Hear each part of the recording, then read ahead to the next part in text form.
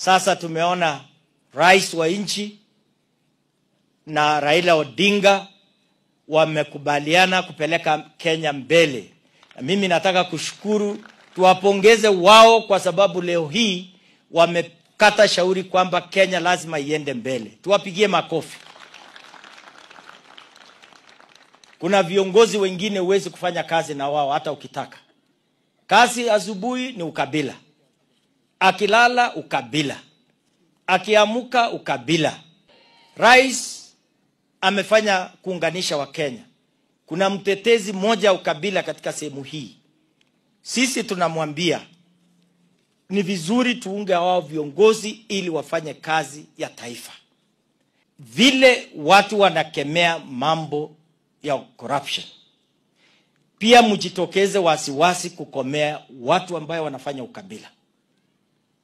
Eti mtu anakuwa naibu wa rais, akiamuka anasema mteremko hii, mlima hii, miti hii. Hata miti ile iko chini inastahili kuishi Kenya.